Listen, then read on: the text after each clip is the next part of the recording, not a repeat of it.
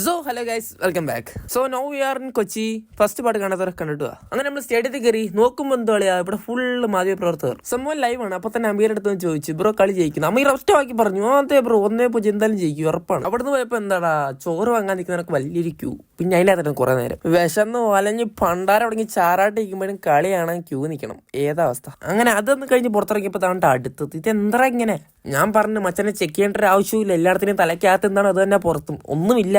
അങ്ങനെ എല്ലാ ചടങ്ങും പൂർത്തിയാക്കി നമ്മൾ അകത്ത് കയറി സക്സസ്ഫുൾ. പിന്നാണ് ഓർത്തത്, നോമ്പ് കുറിക്കണ്ടേ, വല്ലതും വേണ്ടേ, അതുകൊണ്ട് ഒരു കുപ്പി വെള്ളമായി കഴിച്ച്. നമ്മൾ ആദ്യം മേടിച്ച വെള്ളമായിട്ട് അത് കയറ്റത്തില്ലെന്ന്, പക്ഷേ കയറ്റി. പിന്നെ സ്റ്റേഡിയത്തിനകത്തോടൊന്ന് കയറിയപ്പോ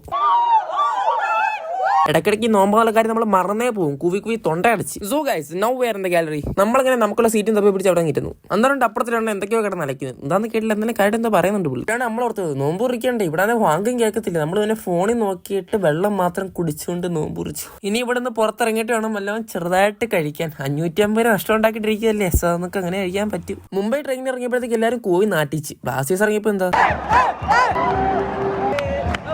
അങ്ങനെ കളി തുടങ്ങി. ഉഷാർ. ഏറെ വൈകാതെ തന്നെ അവർക്ക് പെനാൽറ്റിയും കിട്ടി. ഇവിടെ എല്ലാവരും പറയാം എന്തായാലും ഗോൾ ആയിരിക്കും, സെലിബ്രേഷൻ ഒക്കെ ഇപ്പൊ കാണുന്നത്. ഞാൻ പറഞ്ഞു, no, it's not a girl. അങ്ങനെ അമീർ പ്രൊഡക്റ്റ് ചെയ്തൊക്കെ തന്നെ 1-0 കളി ജയിച്ചു. നമ്മളെല്ലാവരും കളി 1-0 ജയിക്കുമെന്ന് പറഞ്ഞു, ജയിച്ചു. അതേ ടീമാ നോക്കേണ്ട ആവശ്യമില്ല, ജയിക്കുന്നല്ലേ പറഞ്ഞോളൂ, ജയിച്ചു. So the prediction is right. ഇവൻ ആന്റണി നമ്മുടെ അതിൽ നോമ്പുള്ളതിന്റെ ഫ്രണ്ടാണ്. കളി എന്തോ ആയിക്കോട്ടെ, ജയിച്ചോട്ടെ തോറ്റോട്ടെ എന്നിട്ട് കാര്യവുമില്ല. പക്ഷെ എന്തൊക്കെയായാലും നമ്മൾ ബ്ലാസ്റ്റേഴ്സിന് കൂടെ തന്നെ കാണും. Let's go Blasters. അങ്ങനെ അതെല്ലാം കഴിഞ്ഞു നമ്മൾ സ്റ്റേഡിയത്തിൽ നിന്ന് ഇറങ്ങി. സോ രാവിലത്തെ പോലെ തന്നെയാണ്, നമുക്ക് ധൃതി വിട്ടുകൊണ്ട് ഒരു ആവശ്യമില്ല, കാരണം ട്രെയിൻ ഇനി നമുക്ക് 12 മണിക്കാണ്. സോ അതിന് മുമ്പ് നമുക്കെല്ലാം കഴിക്കണം. അങ്ങനെ നമ്മൾ സ്റ്റേഷന് തൊട്ടടുത്തൊരു കടയിൽ കയറി. എന്നെ കൊണ്ട് മര്യാദയ്ക്ക് ഫുഡ് കഴിക്കാൻ പറ്റില്ല, കാരണം 550 കണക്കാണ് ഞാൻ ഇവിടെയും കേൾക്കേണ്ടത്. പിന്നെ അങ്ങോട്ടുള്ള ഒന്നും ക്യാപ്ചർ ചെയ്യാൻ പറ്റില്ല. അപ്പോഴത്തേക്കും എന്റെ ഫോൺ മറുകയാ, സ്വിച്ച് ഓഫ് ആയി പോയി. അപ്പോൾ ഇന്നത്തേക്ക് ഇത്രേ ഉള്ളൂ. Okay, by.